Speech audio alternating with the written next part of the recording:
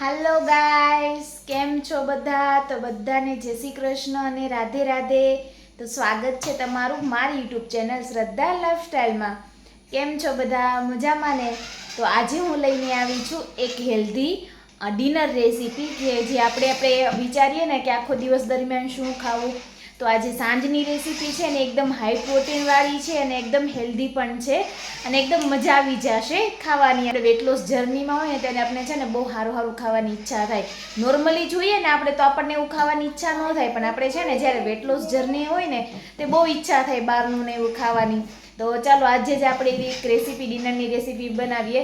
અને એવું લાગે ને તો અમે આને છે ને સવારમાં કે સાંજે બે ટાઈમ બનાવીને એટલે બંને ટાઈમે બનાવીને લઈ શકો છો. સવારે બનાવી હોય ને તો પણ લઈ શકો છો ખાવામાં, અને સાંજે બનાવીને લેવી હોય ને તો પણ લઈ શકો છો. ઓકે, તો ચાલો જોઈએ રેસીપી કે આપણે શું શું લેવાનું છે, કઈ રીતના કરવાનું છે બધું. ચાલો તો ગાઈસ, અહીંયા મેં છે ને કાબુલી ચણા હોય ને એનો ઉપયોગ કર્યો છે.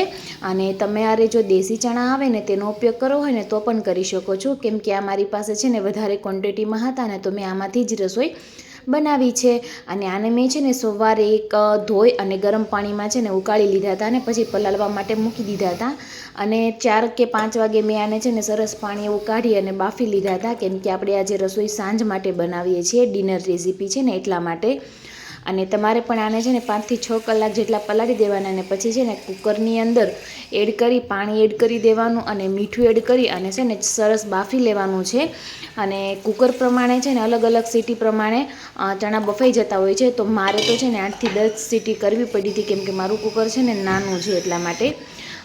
તો હવે આપણે એને છે ને સરસ બાફી લેવાનું છે ને ત્યાં સુધીમાં છે ને આપણે જે શાકભાજી છે ને એ બધું છે ને સરસ એવું કટિંગ કરી લેવાનું છે. તો શાકભાજીની અંદર છે ને મેં ટમેટું, કોબી, ગાજર, કેપ્સિકમ અને લીલા મરચાં, તીખા મરચાં આવે ને એનો ઉપયોગ કર્યો છે. અને એને મેં સરસથી છે ને હાથથી તે કટિંગ કરી લીધું છે, મતલબ કટરનો ઉપયોગ નથી કર્યો, કેમ કે એની અંદર છે ને પાણી છૂટે તો મજા ન આવે ને એટલા માટે. અને જો આપણી છે ને પ્લેટની અંદર છે ને બધું સરસ ડેકોરેટ પણ કરી લીધું છે કે શું શું લેવાનું છે ને. અને જોઈ શકો છો આપણે ચણા છે ને બફાઈ ગયા છે. તો હવે આપણે છે ને મિક્સરની અંદર સરસ એને છે ને પીસી લેવાના છે. તમે આ રીતના પીસશો ને તો તમારું છે ને જે ચણાનું છે જે પીસાઈ જશે સરસ એટલા માટે. અને જો પછી છે ને એક બાઉલની અંદર મેં બધા જે પીસીને વારાફરતી થોડા છે ને પીસી લીધા. અને પીસવાની અંદર મેં છે ને કંઈ પણ એડ નથી કર્યું. તો હવે આપણે એની અંદર ટમેટું, કોબી, ગાજર, કેપ્સિકમ અને તીખા મરચાં છે ને એ પણ એડ કરી દીધા. ઉપરથી લીલા ધાણા, મીઠું, થોડીક હળદર, ચટણી, ધાણા જીરું અને થોડીક એવી ચપટીક જેટલી હિંગ પણ એડ કરી દીધી છે.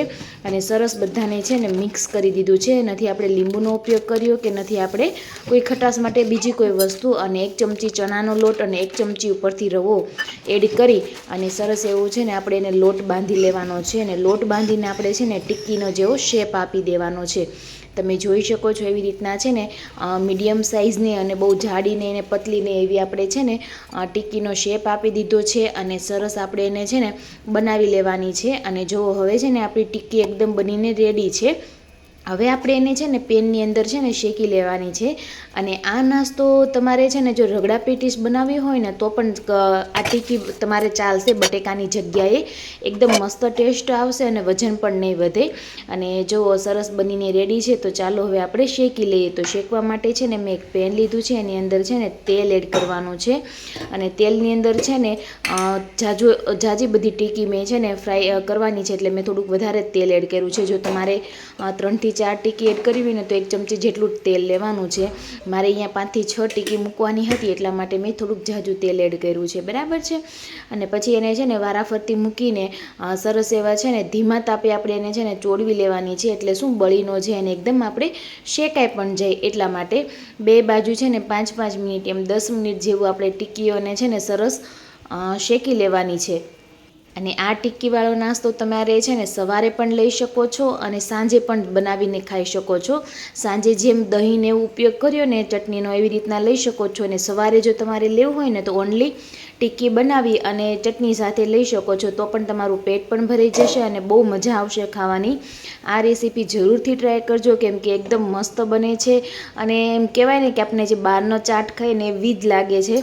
અને તમારું પેટ પણ સરસ એવું ભરાઈ જશે અને તમને સારું એવું પ્રોટીન મળશે અને તમારું વેટ લોસ જર્ની તમને છે ને આસાન કરી દેશે. વજન ઉતારવા માટે બહુ કામદાર ઇલાજ છે આ, તો તમે જરૂરથી ટ્રાય કરજો. અને જો હવે આપણે છે ને ટિક્કીને પલટાવી લેવાની છે અને સરસ એવી આપણો ટિક્કી છે ને શેકાઈ ગઈ છે, તમે જોઈ શકો છો એકદમ લાલ કલર ઉપર. અને પછી આપણે હવે છે ને બીજી બાજુ પણ 5 મિનિટ જેટલી છે ને શેકાવા દેવાની છે, એટલે આપણે જે ચણાનો લોટ અને જે રવો હતો ને એકદમ સરસ શેકાઈ જાય, એટલે આપણને છે ને કાચા જેવો સ્વાદ ન આવે ને એટલા માટે. તમે જોવો છો ને એ રીતના તે વધારે કંઈ પણ જાતનો આપણે ઉપયોગ નથી કર્યો, નથી મરી મસાલા અને મેં કાંદાનો પણ ઉપયોગ નથી કર્યો. જો તમે ખાઓ છો તો તમે જરૂરથી એડ કરજો, નકર એમને પણ બહુ મસ્ત લાગે છે. હવે આપણે છે ને ટિક્કીને પ્લેટની અંદર લઈ લઈશું અને ગરમા ગરમ જ તે ખાવાની બહુ મજા આવે છે. પછી એની ઉપર છે ને જે દહીં હતું ને એ દહીં મેં નોર્મલ આપણી જે ઘરનું હોય ને એ જ લેવાનું છે. દહીંની અંદર પણ મેં કોઈ પણ વસ્તુ નથી એડ કરી, નથી મીઠું એડ કર્યું કે નથી ખાંડ એડ કરી. એમનેમ છે ને ઘાટે ઘાટું ફેટી લેવાનું છે ને એની અંદર મેં બરફ નાખી દીધું છે, એટલે સરસ એની રીતે તે પતલું થઈ જાય. ઉપરથી મેં ગ્રીન ચટણીનો ઉપયોગ કર્યો છે, ફુદીના વાળી, કે જેની અંદર મરચાં, ધાણા અને ફુદીનાનો ઉપયોગ કર્યો છે અને મીઠુંનો ઉપયોગ કર્યો છે. ઉપર છે ખજૂર આમલીની ચટણી, જેમાં મેં ગોળનો એકદમ બિલકુલ પણ ઉપયોગ નથી કર્યો. અને પછી આપણે ઉપરથી છે ને કેપ્સિકમ થોડાક ટમેટાં, ચાટ મસાલો અને લીલા ધાણા અને સરસ બધું છે ને પાથરી અને પછી છે ને આપણે ખાવાનું છે. આની અંદર મેં છે ને ચાટ આપણે કહેવાય ને સેવનો ઉપયોગ નથી કર્યો કે નથી ડુંગળી પણ એડ કરી. જો તમારે કરવી હોય તો કરી શકો, પણ જે લોકો વજન ઘટાડતા હોય એને સેવનો ઉપયોગ એકદમ ઓછો કરવો જોઈએ, કેમ કે તળેલી હોય ને એટલા માટે. જો તમારે ખાવી હોય તો નોર્મલી તમે ઓછો. તો હેલો ગાઈસ, આપણી હેલ્ધી ડિશ બનીને તૈયાર થઈ ગઈ છે મસ્ત. તો ચાલો આપણે ટેસ્ટ કરી લઈએ. અને આની અંદર મેં છે ને કાંદા લસણનો બિલકુલ પણ ઉપયોગ નથી કર્યો. જો તમે નથી ખાતા તો તમે ન કરતા તો પણ મસ્ત લાગશે, અને જો તમે ખાઓ છો તો તમે જરૂરથી એડ કરજો તો પણ સરસ લાગશે. તો ચાલો ટેસ્ટ કરીએ.